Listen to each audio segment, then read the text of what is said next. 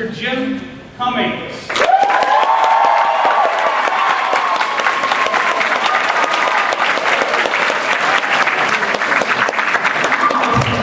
Yeah? Oh, good. That's good. Hello. Good morning. Good morning. How we doing so far?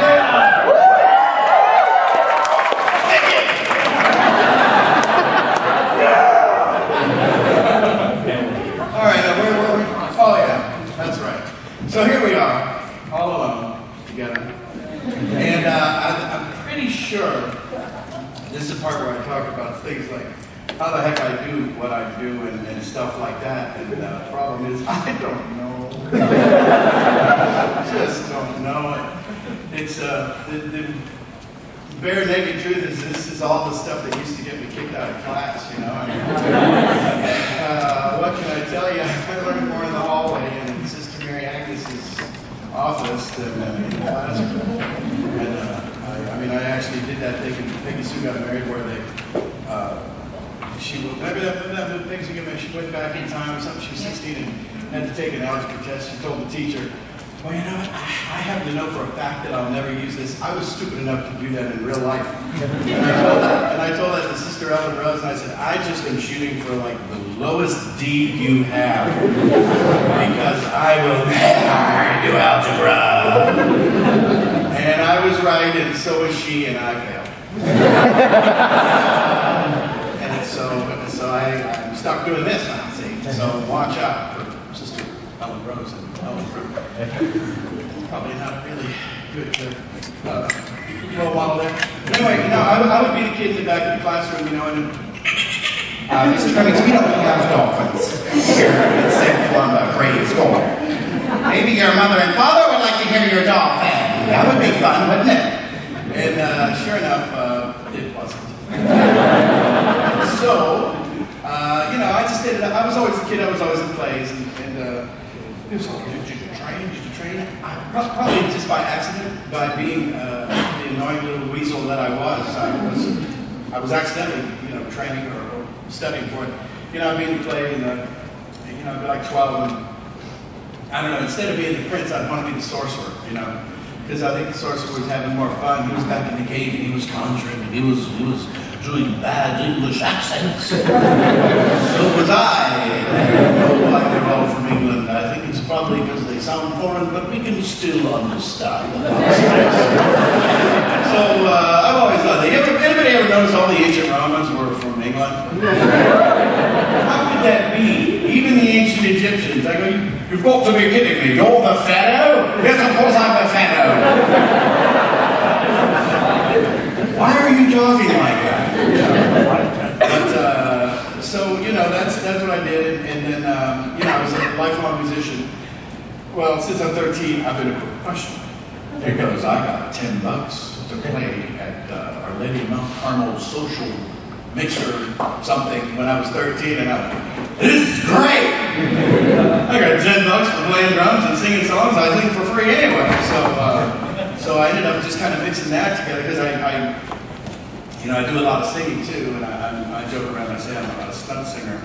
A lot of actors can't sing, and a lot of singers can't act, and I can't do either, so they let me do both. So, you know, I got that going for me. But, you know, it's just a fun thing. No, it's neat here from California raisins. Do anybody remember them? Yeah. Yeah, a lot of people go, you know, it depends on the age, you go, no, shut up, man. But anyway, and then, you know, I always knew that I was going to do this because I saw, I remember my dad, I was saying yesterday, I remember my dad, we saw, I want to say it was like a Jack Benny program or something, and it was Mel Blanc on there, and you could hear something like him in the back of his voice a little bit, like, you know, and they had a little bumps in his regular voice there. And my dad goes, see this guy right here? That's Bugs Bunny. That's Daffy Duck. And I was thinking, man, that's him? Wow. Jeez, he's making a living. And people will like this guy doing the crap that people yell at me for. And I want to be him. I'm tired of them yelling at me. So I took the dolphins, who are sometimes squirrels. And then, I'll talk about Shaft. Where I was going with that. Did I mention I have Tourette's? No! Anyway, we're back. You know, I always wanted to be like an artist, which I did. I ended up designing and painting Mardi Gras floats. Weird gig, great gig though, and for a few years, and I knew I was either going to be, you know, like a drummer, a singer, an actor, a painter. I wasn't going to be a dancer. No, that's somebody else. You don't want to see me dance. So I kind of worked on all that stuff, and it just ended up working out, I guess. And now I get to hang out with you guys. So hi, everybody. That was close. Yo, I love you right back. But you know, people say, well, how do you come up with this? How do you come up with that? And one thing that I've said this many times is I did impressions of my relatives. And my Uncle Sam, God rest his soul, every now and then I'll call up my cousins. He who are still back in Youngstown where I was born. And I'll say, well, your dad's going to be a dragon on this thing, you know, that's coming up on this after-school special or something. Because my Uncle Sam, you know, where do you get these voices? Well, Uncle Sam was one of them. And he, I swear to God, he talked just like this. He was this old Italian guy from nothing there. I'm sorry, what did you say, Uncle Sam? I said, you shut the hell up and quit doing dolphins. What's the matter with your kid, Bob? And he's as Horatio Christ ever seen. Shut up. And so that was how I talked. And so he's every year Uncle Sam. You don't know why. It's his fault. And then there was my Aunt Grace, and God rest her soul too. Man, they're sitting up there going, But you know, whenever they would come up with something, I remember a lot of Chippendale Rescue Rangers. Aunt Grace. Oh no, I'm sorry. Yeah, when it was Chippendale. Stop thinking. Aunt Grace was a lieutenant. Does anybody Chippendale Rescue?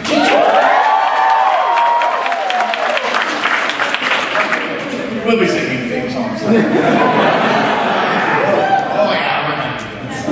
And Aunt Grace was Lieutenant Spinelli on Chippendale Rescue Ranger, because Aunt Grace she just sounded like, you know, somebody who has sustained a mild head injury.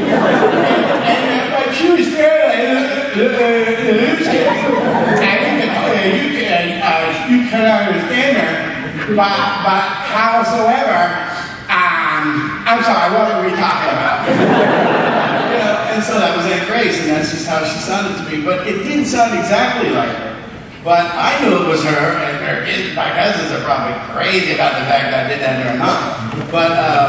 But nobody else knew who the hell Aunt Grace and Uncle Sam were, is the point. And so they were characters.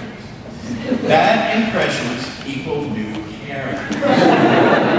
See? You know, if you do like the world's worst Christopher Walken, and, you know, it still sounds like someone who's marginally insane and, you know, enjoys strangling you slowly, then it's okay if it's not a dead on Christopher Walken. It's another crazy guy that they'll allow you to record it and put it in someone's cartoon. You know. That's although I did you know, cool. I have this honey pot of my tuchus since 5 years, and I want you to have it. It's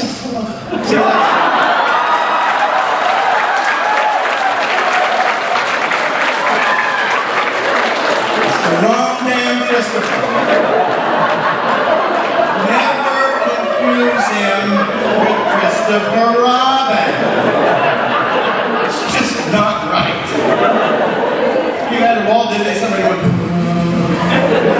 spinning. He is rotating about 1,000 RPMs. Sorry, boss. You know, what can I tell you? Where were we? Oh yeah, we're back in 100 Acre Wood. Oh, bother. Oh, I just saw Christopher Walken. Oh, that is not one of the wonderful things about Timbers. I got he was right. And, so, you know, we got that going for us. And then, but no, when it comes to, because now the thing about taking over classic characters, I've done that. I've done a few of those. I've been Pooh since '87, so it's kind of mostly me now, I guess. And Tigger, back and forth, kind of 50-50, because at one point Paul, who, you know, deceased, God bless, he was going back and forth. Paul Winchell, I got to tell you about Paul Winchell. He was the crazy guy. Isn't he the greatest guy?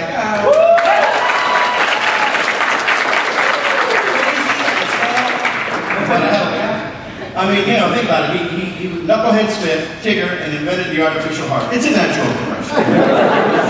What else could you do? Well, let me say, what should I do? I don't know, invent the artificial heart. Perfect. Well, I can't believe I didn't think that myself. But he was a pretty amazing guy. And at one point, when we first started the Winnie the Pooh series, The New Adventures of Winnie the Pooh, this is back in the late 80s, he was like there 50-50. He was there half the time and not half the time. And he was a hell of a guy. He decided that he could, remember at that time in the Sudan and over in Biafra, there was a horrible drought and a horrible famine. And Tigger, Knucklehead Smith, Paul Winchell, decided that he could come up with something, and there's, in the Mississippi River, could come up with something to help stave off this, the famine and starvation. There's kind of these little mud puppies, they're like big fat giant salamanders. They're not a real popular pet item, but they can live in spit and dirt. And so he thought he would go over there and make little like fish farms and create these things out in the middle of the desert. They could raise them in wading pools and everything.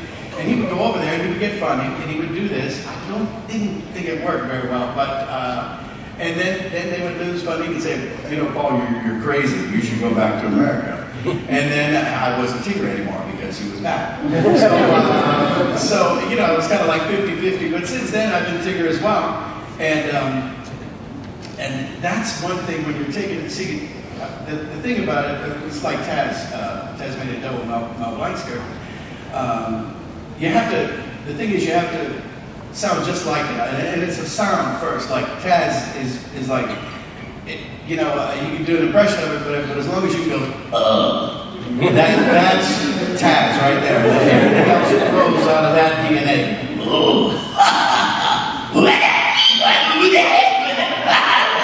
Oh, Taz.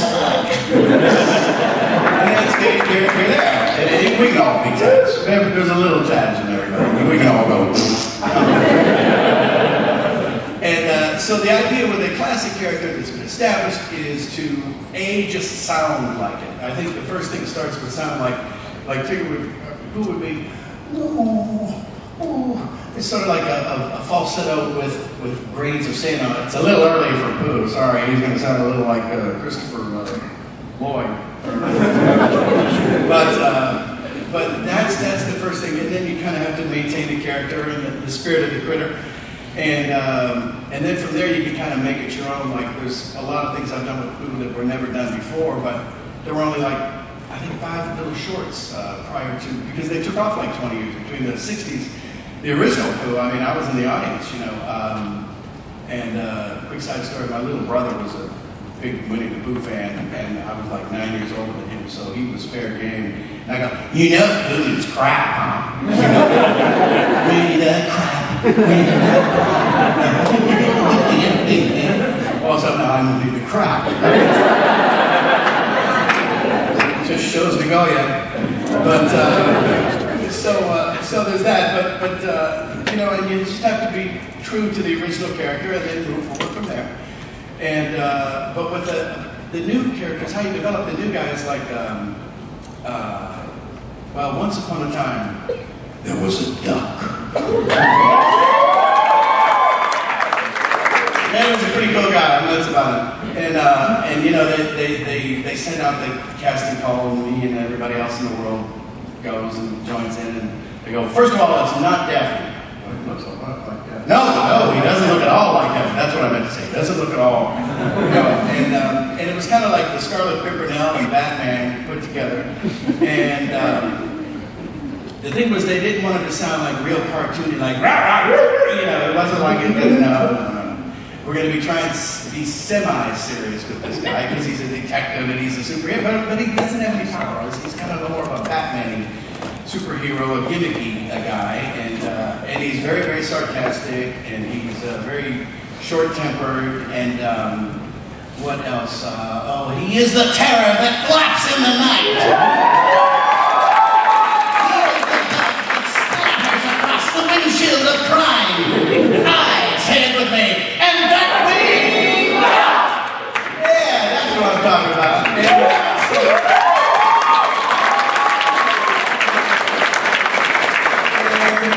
Next thing you know, you're doing 100 or so of those episodes, and so it's just so much fun. And another one I like developing was Ray from Princess and the Frog. New Orleans is like my adopted hometown, and it was just so great because I'll tell you a quick story about this. It was so stupid, but I'm kind of halfway from New Orleans because I moved there when I was right out of high school.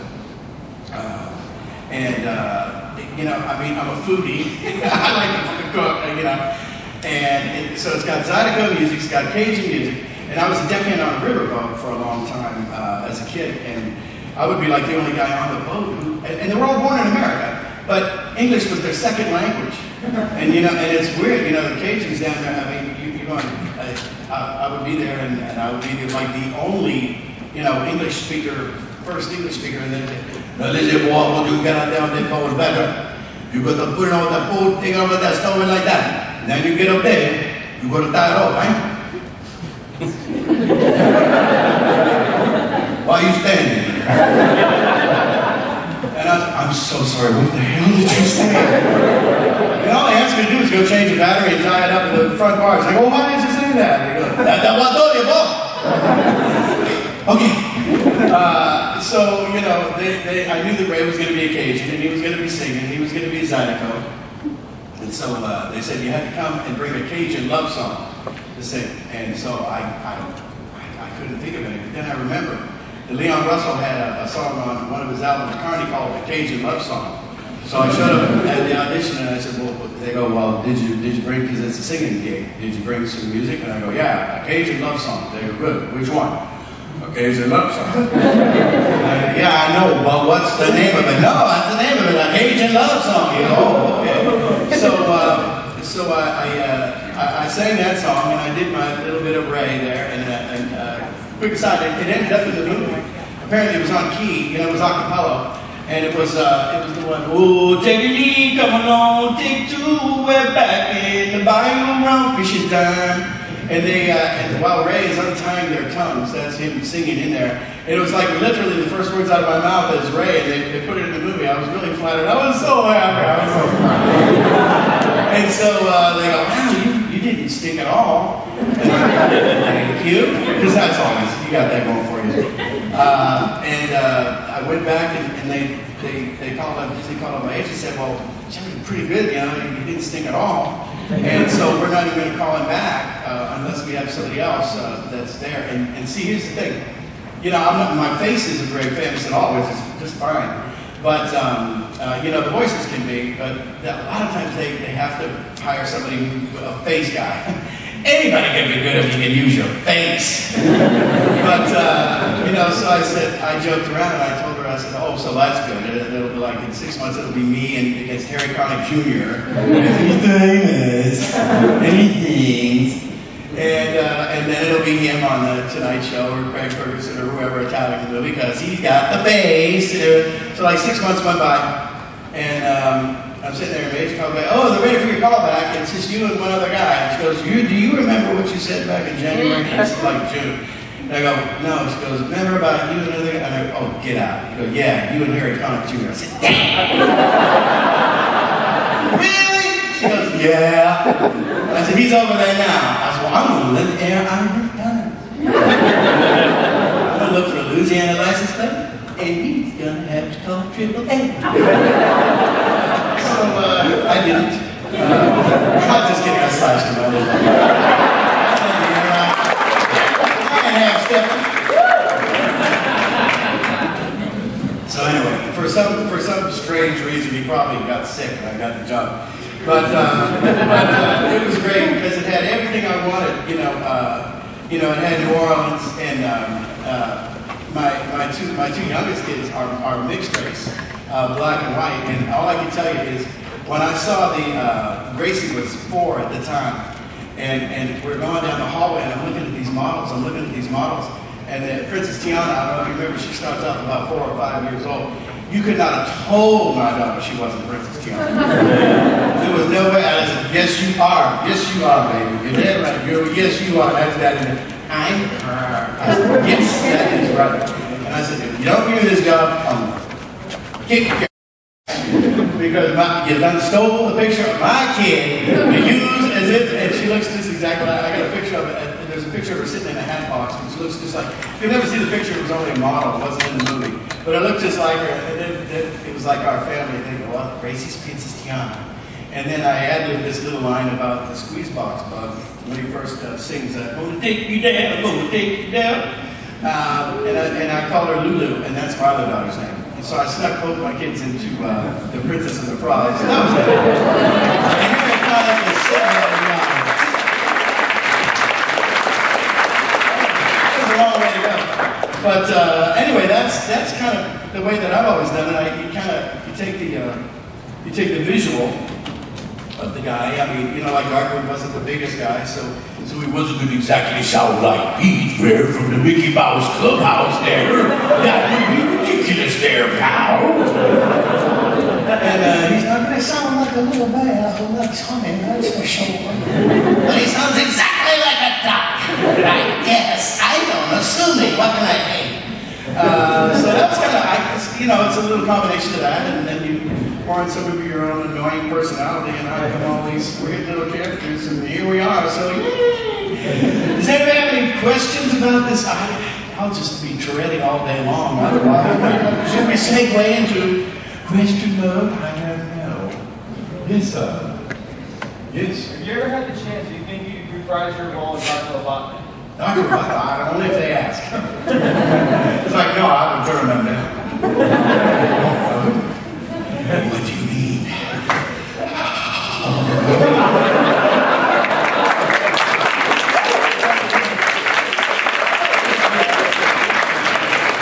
That's so weird. It's hard to write that in the script. I'm just kidding. You know what? Can I tell you what a TAD script was? Oh, this, you'll get a kick out of this.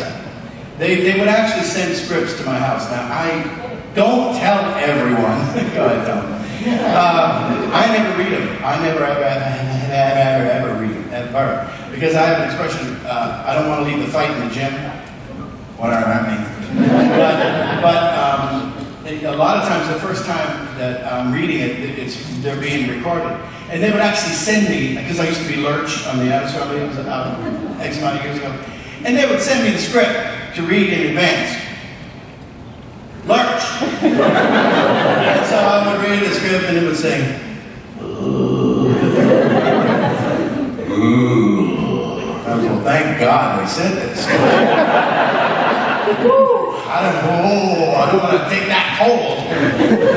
And then Taz, they would send me the Taz scripts. Now Taz, I'd love to see somebody actually transcribe this. I'm going to kill this court stenographer one day, and I'm going to say,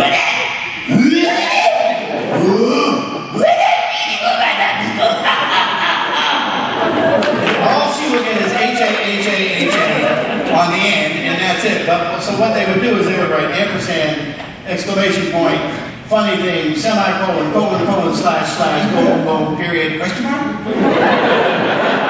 And that was Taz's script, and they would pay some poor bastard like too much money to drive it out to my house. And here's your script. And I go, oh, well, thanks. Thank God, I wouldn't be boning up on this all night. And, so I just tend to just jump in and do it. For whatever that's worth. I always joke around and say instincts are the best steaks. this one, I probably just tried it again. I played hard here. Go. Stop me if you've heard this before. don't you dare. I made that part up too. So anybody else? Yeah, I don't know. Yes. How did you go from like Winnie the Pooh to like Splatterhouse? Oh man. I don't know. I had to dig a hole. We just were all. It was like in this really dark, dingy studio, and we were just in there, and I don't know. I mean, I just don't know. It's not right. It's just not right. You know. So she knows. Yeah, you had Splatterhouse at the bottom of that page. See, I didn't even play these things. I should, huh? I mean, don't tell anybody that. But people come up to me and they'll say the line. What? No, sit down and say it. He's gonna say it. Say it. What? Does this ring a bell with anybody? Go for the eyes, boo. Amazing. See, you guys, you're all insane, man. So yeah, I don't do a ton of video games, but they're so popular. I mean, my gosh, people. I don't know. Yes, sir. Can you make the Knowing Orange? I'm sorry. Can you make the Knowing Orange? Oh, man. Has that been on? You saw that one? I haven't seen it yet. Do I? How am I? Oh, yes, I do, by the way. I thought you were saying you saw it or something, because I did one of those. And it's weird. You know what they do? It's like a trick. You guys know Knowing Orange? Oh, yeah. Really? How about, is that like the perfect title? Yes, you are the Knowing Orange, aren't you? Wow. You know. And it was weird. And it was like, because I got this call a couple months ago, and they go, well, did you ever hear the Knowing Orange? No. And it's, oh yeah, it's really cool, you know, and it's going to be on Cartoon Network or elsewhere. And what they do is they put a dot here on your head, and a dot here, and a dot here, and you have to sit there, and you have to go like, either like right at this camera, and you can't move. And they go, oh, by the way, you're going to have to shave. And I go, no, I don't. They go, yeah, well, you know, you kind of do because they film your whole face. Then they just take your eyes, and sometimes they don't even take your eyes. They just take your mouth, and they superimpose it onto an actual orange or a tomato. I think it was a tomato and an asparagus or an eggplant, an oat barley or something. You know, it's like, what the hell? You know, and they put that on there, and I had to shave to do it, and it was just the weirdest thing. How was it? Did you see the show? Is it on? Yeah, I haven't seen it yet. But yeah, I did. The answer is yes. I guess I did the Annoying Orange, but I wasn't the orange. It's what? It's annoying. Yeah, it's well named. It's really. Stop! Okay, it's not funny anymore. It really is annoying. But yes, sir. What was it like doing the Terror Mask as opposed to doing all the other child characters you normally do? I don't know, man. I just. You have to swear. Yeah, well, he's a potty. He's not coming up dinner. Take that mask off and put Rick down. Me and Josh Keaton, and you know, Josh is a great guy. He's Spider-Man too, and I kind of went in and did all that stuff, and I think they hired me for the gruff voice part of it, and it's like, really? Is he gonna really do all this stuff? Oh, okay. I was, well, this ain't gonna be on the Disney Channel, is it? Or any other channel. But yeah, that's pretty dark stuff. I don't know. It was fun, I guess. You know, every now and then I go, oh, jeez, you know. It's right up there with Garbage Pail Kids movie, which is another one of my faves. Yes, sir. What's your favorite villain that you've done? Oh gosh. Wow. I don't know. I do a lot of bad guys. Bad guys are kind of fun. I mean, in their own way. Well, it's not really about splatter lip or house mask, but you know, Steel in Malta was good.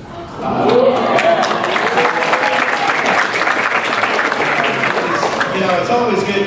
And I always like to really, really make the bad guy a real ick brain. So that you really like to see him in pain in the end. You know?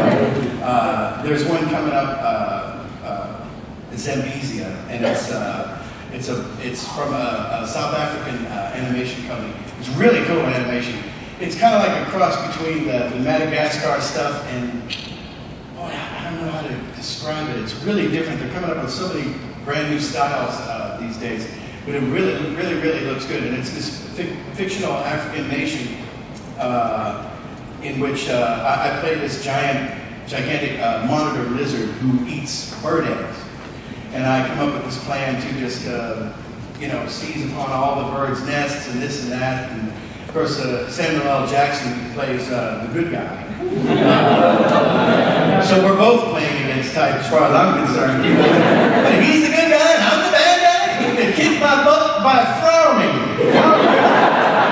How could that be? What is wrong with this picture? You know, if he yells at me, I'll poop. But it's cool. I get it. Okay. But that's coming out, and it's Zambezi, and I play Boopzo. And he's probably one of my, I hope, new favorite bad guys. We'll talk next year after it's out. Because it's out. But anyway, but Boopzo, he's another one. Yes. Yes. Oh, thank you. So, yes. Yes. What other voice actors do you enjoy working with most? Oh gosh, all of them, you know. Yeah, we're all, and it's pretty good. It's a cool community. No, we're not as competitive as the face guys. We'll even recommend each other and things like that. Frank Welker probably couldn't be a better guy.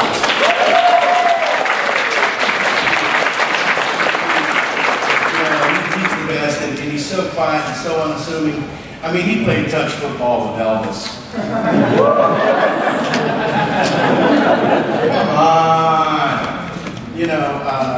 I think it was in the computer wore tennis shoes or something, or on live, whatever. Yeah, with Kurt Russell. Back when Kurt Russell was Kurt Russell. But yeah, Frank's one of the great guys out there. And he's a total gentleman. Rob Paulson. I mean, I could be here all day. Jess and Jeff Bennett and Tressa McNeil and Nancy Cartwright, Dan Kessler, just great guys. Billy West, John Guy, good amazing camera. Hi. No, but we all get along really well. I think it's kind of a pretty nice community. It's not real competitive, So that's good. Yes. Are there any particularly memorable outtakes that you've been in or done by accident? Yeah. Ooh, we don't have that kind of time. I can tell you, this probably doesn't constitute an outtake, but it's pretty close. Carol Channing was grandmama on the Addams Family, and in Chippendale's Rescue Rangers, they wrote like a 2 or 3 little story thing. Instead of hello Dolly, it was hello Doggy. It's so funny when they do that, isn't it? But she was there, and everybody's like, "This is pretty cool." Carol Channing, this Broadway, this and that. So she's comes in the room, and she shouted, "It looks just exactly like a cartoon character. This is the worst Carol Channing in the world."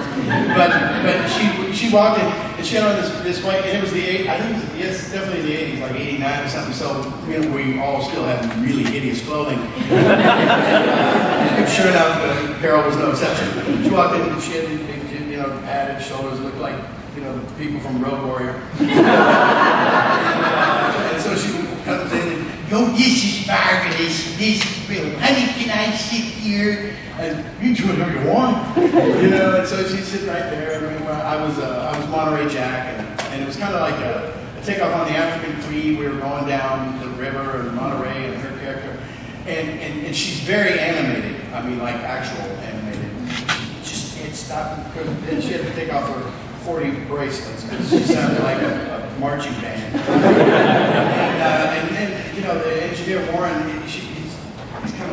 and she had this thing, I guess it was, I don't know if it's crinoline, what's that? One of those really noisy fabrics, where if you move it goes, it sounded like somebody was reading a newspaper. You know, was that it? Sounds about, yeah. Well, it was, whatever it was noisy. It wasn't quite like corduroy with the whistle britches, but it was close. and he's going, oh, I'm sorry, Miss Jenny, you know, I'm really picking up all you need. Well, sweetie, I have to move when I do this. And so he's okay, so he kind of gets the mic and kind of sneaks it down here, so it's not, you know, getting off. It doesn't work. Just doesn't work at all. And he's going, I'm so sorry. And more, and he's waiting to start. He brought his video camera. He was so excited to see it. He goes, well, sweetie, don't you worry about it. Somebody give me a hanger.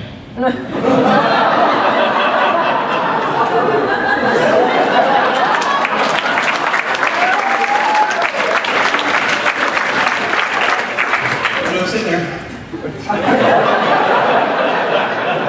You know, and she's got on her bra and about 5 pounds of cotton strapped under each strap of the bra.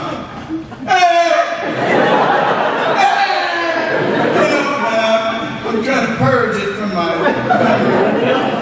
And she sat there for the next 2 hours going, well, sweetie.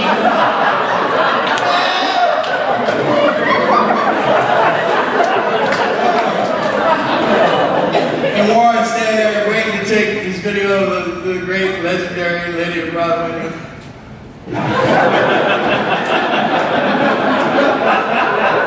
So I'm not sure if that's an outtake, but it's pretty close.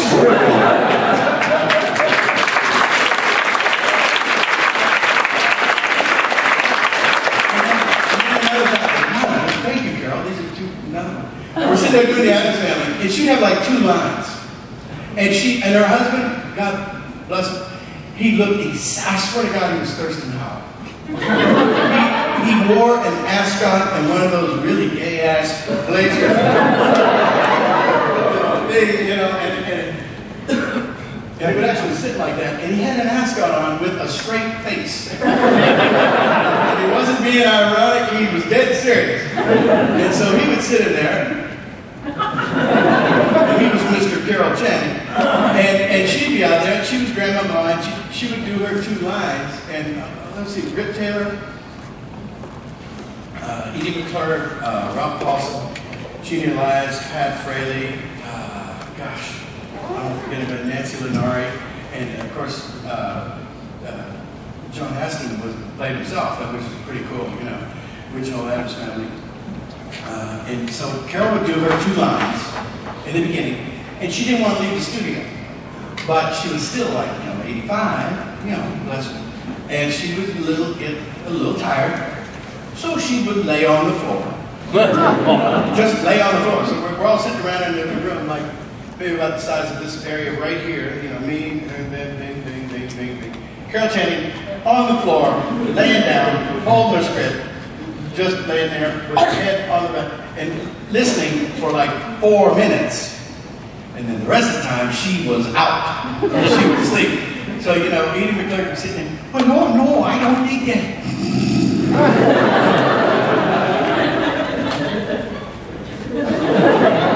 Gordon Hunt's looking at his and looking. Yeah, okay, take 3. Well,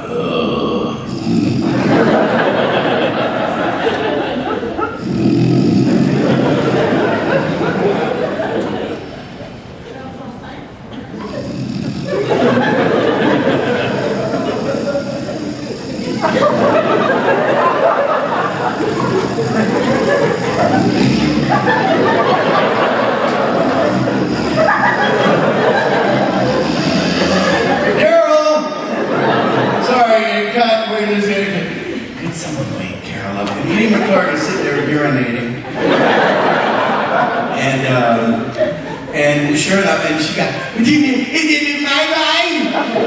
No, honey, you were Gordon Hunt. Gordon Hunt. No, listen, you're snoring. You can't snore. Sorry. No, oh God. You know, so Thurston came in, and got her and walked her back out. And I think that constitutes another outtake. I'm not sure. Thank you, Carol. Yes. You've been doing this for a long time. If somebody is interested in getting into voiceovers, how would you go about getting paid? Well, I didn't know how to do anything at the time. I don't know if there's got to be a right way to do it, but whatever, do it the way I did, because I don't know if that stuff works. I think I was just, But the thing is, you make a demo tape, find out where your strengths are. Like mine, I couldn't do like a straight commercial with a gun in my head. That sounded like, yeah, come to the Bank of America, whatever. I just couldn't do it at first. So know your strengths, that's for sure. Mine were all character. It was all character driven, and so my original demo tape. And see, that's the problem. They want to hear the work that you've done, and well, guess what? I haven't done anything. I just showed up. So I faked it. I just pulled everything up, and I put music behind it. And I was a guy from India and a guy from Ireland, supposedly neighbors, sitting there watching TV. That was my first demo tape. A guy from India, a guy from Ireland, sitting there watching TV. And I was those two guys, plus all the TV commercials that were coming on. And they were flipping through the channels and this and that. And that was it. And I just made it all up and put like fake music beds underneath it and all these K-Tel commercials and all this stuff. And that was how I did it. And so do that, and then cut it like in half. Because you're going to end up, it's going to be this 20-minute thing, and nobody's going to listen to it. They just won't. And you could even be Christopher Walken, and they wouldn't listen to it. So cut that down, and then at that point, that's kind of like, like if you were a model or whatever, that would be your portfolio, but you're a voice guy. So you take that, and then you take it around to agents, you shop it around, and hope they listen, and this and that. And the way I did it, I was still working in a video store in Anaheim Hills, California. And one of our customers came in, and he was like the showbiz guy that I knew, Sal Romeo, and he produced a couple of crappy horror films, Soul Survivor, whatever, in the 80s. And he was the only guy I knew, and I said, "Oh, you have this demo tape, would you, not burn it or whatever?" And he gave it to Don Bluth, who, Don Bluth.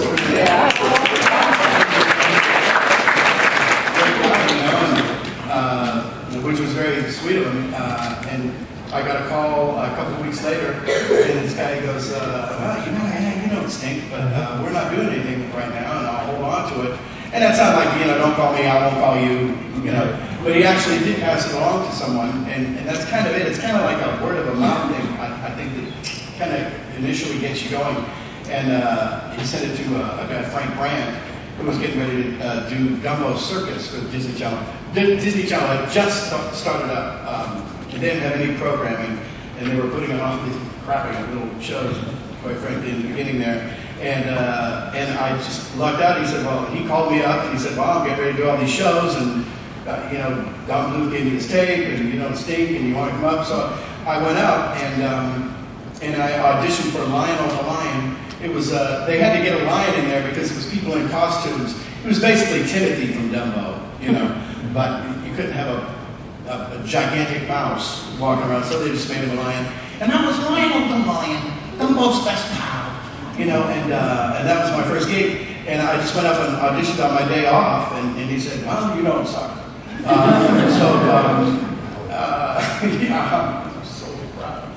But and then I got that job, and it was without an agent, but it was kind of flukish from what I understand at this point. And then I was able to get an agent because they're going, "Wait, you already working?" "Oh, well, yeah, I'll take your money."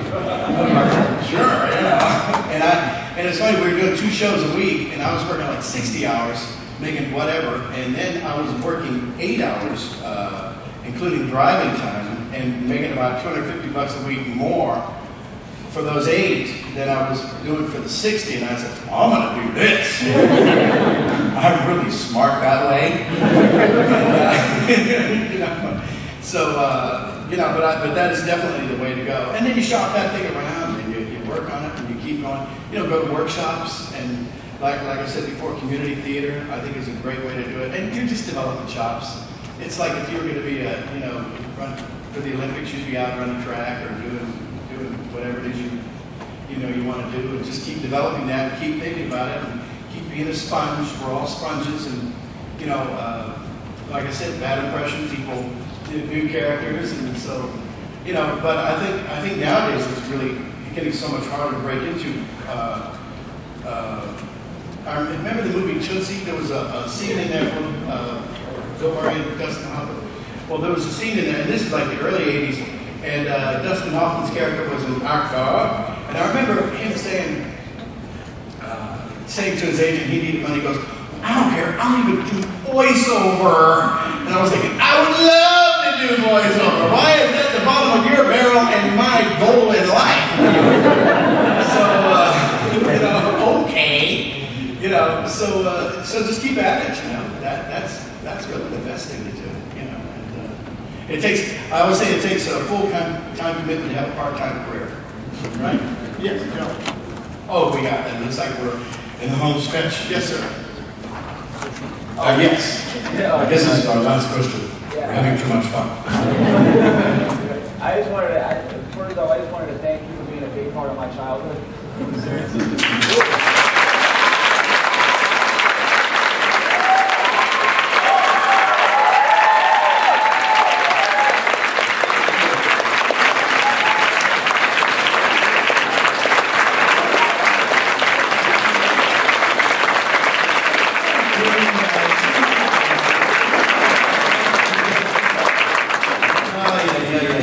Thank you. Well, you're welcome. That was a big part of my childhood, too. We're all in this together. Thanks. All right. Are we there? Oh, yes. Hey, as long as we're all here, Yeah. it's like a sneak peek, a voice in from one of your future shows coming up. I'm sorry, which? Say, Could you give us like a sneak peek of one of your lines from a character from a show coming up soon? oh, gosh. Coming to a theater near you. It's amnesia. Gosh. Is there anything else? The sign said, or is that just it for now? No, there's a couple things. There's another movie out there that I honestly they haven't named it. I don't know the name of it.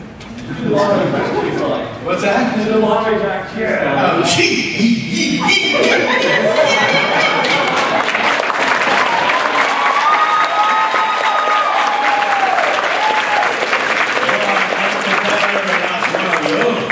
It was so too fantastic that you get to meet Don Katnash like this, you know. If I was funny, I would envy you getting to meet me. that's him speaking, not me. Okay, and the last one goes to. Are you a Saints fan? Batman. Oh, well, that's close enough. I can see with the stripes. During the course of your career, how did you realize that you were dead set that you wanted to be a voice actor? And was there any point in your life where you had questions about what you wanted to do? Well, yes and no. I mean, I always knew I was going to do something. I was, you know, I played drums and I've sung and I've painted on walls, you know, and big microphones. So I always kind of knew I was going to do something like that. And but this, I really did think of doing this since I was like 4. You know, and I think sometimes, you know, if you have that focus early, I think that's almost like a little gift in and of itself. But I knew it was going to be something. I always joke around and say, well, I knew I wouldn't. When people say, well, what did you study in college? I didn't go to college. What the hell? They ain't going to teach me this crap in college. You know, but you should go. That's what I tell my kids. No, you're going to college. But, because, you know, otherwise you might get stuck being me. And, but, you know, I used to sell encyclopedias.